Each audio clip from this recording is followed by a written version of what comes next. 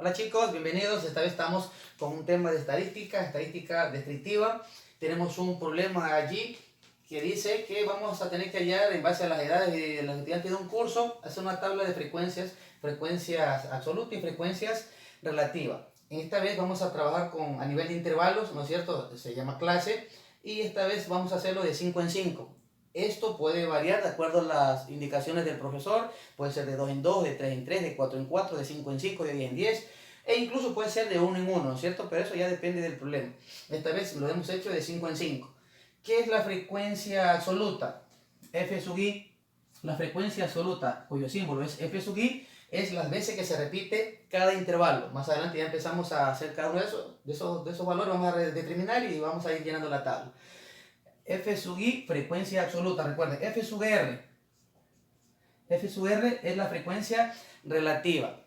¿Cómo se calcula la frecuencia relativa? La frecuencia relativa es la división, aquí vamos a escribir una fórmula, es la división entre la frecuencia absoluta sobre n. ¿Y quién es n? Pues n es el total de datos que tengamos en el problema. Que ya lo vamos a contar, que es lo primero que tenemos que determinar, ¿sí? Para saber que la frecuencia, y al sumar la frecuencia nos tiene que dar el total de datos, que en este caso es n. Esta frecuencia esta frecuencia relativa se debe expresar o se puede expresar de tres maneras, como la fracción, es decir, haciendo la división de A entre B, que es la frecuencia absoluta sobre n, en un decimal, es decir, dividimos el numerador por el denominador y nos va a dar un decimal como resultado, y finalmente ese decimal, al multiplicarlo por 100, nos va a dar un porcentaje, que es lo que generalmente piden los profesores, ¿sí? Los profesores generalmente piden el porcentaje de la frecuencia relativa. Acá tenemos la frecuencia acumulada. Esta F mayúscula y la I y sub I, ¿no es cierto? Es la frecuencia acumulada, que ya les explico cómo se determina. Y F mayúscula, R, es la frecuencia acumulada, pero relativa, que también en un momento les indico cómo se debe hacer. Entonces, lo primero que tenemos que hacer en un estudio estadístico es determinar el total de datos, es decir, quién es N, y es lo que vamos a hacer.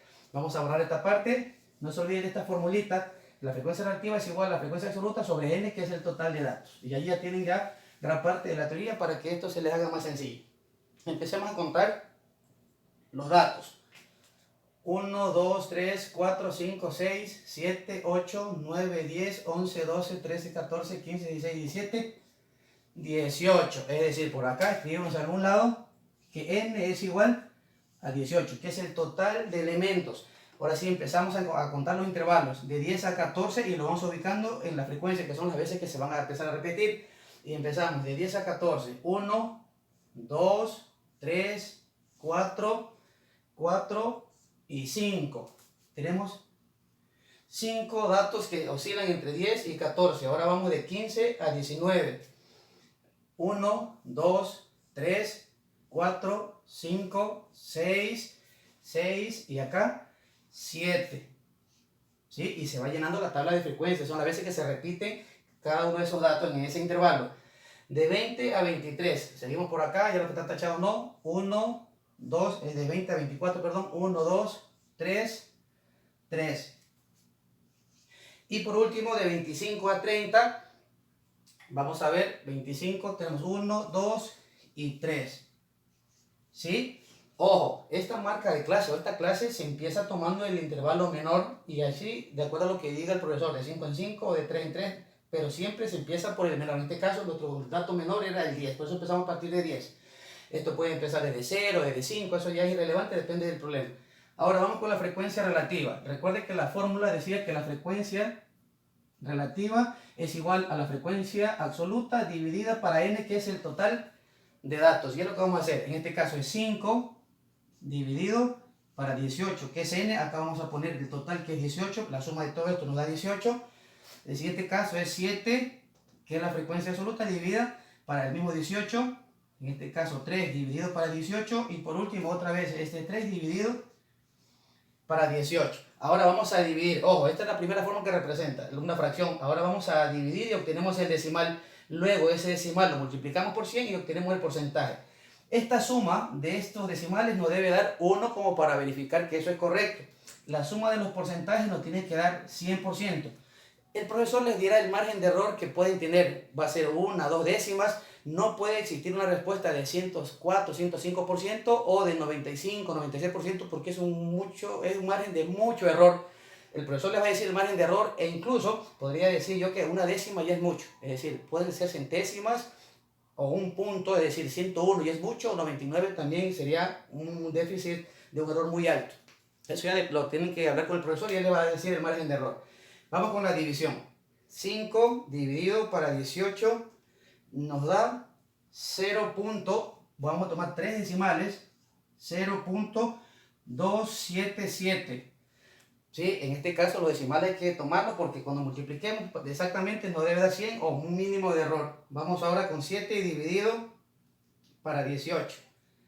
Eso nos da 0,388. Recuerden que estamos tomando 3 decimales, que es lo ideal. Ahora vamos a dividir 3 para 18. Eso nos va a dar 0.166. Y acá, como es lo mismo, 0.166. Vamos a verificar si eso nos da exactamente 1 o el margen de error que debe ser mínimo. 0.277 lo sumamos con 0.388 más 0.166 y otra vez más 0.166 nos da un total de 0.997. Lo escribo acá, 0.997. Si se dan cuenta, solo tenemos un error de una centésima, centésima, lo cual quiere decir que es correcto y podemos asumir que esto es 1. Aquí esto nos debe salir exactamente 1. Ahora vamos, este valor lo multiplicamos por 100. Yo voy a correr solo 2 espacios en la coma, ustedes háganlo paso a paso para que comprueben. Voy a hacer solo con el primero. 0.277 multiplicado por 100 me va a dar 27.7. Es decir, es lo mismo que correr la coma simplemente 2 espacios. Este va a ser 38.8, este va a ser 16.6 y este también va a ser 16.6. Ahora vamos a comprobar que eso debe salir exactamente 100 o el error debe ser mínimo. Entonces empecemos con 27.7 más 38.8 más 16.6 y otra vez le sumamos 16.6 y eso nos da un total de 99.7. ¿Sí?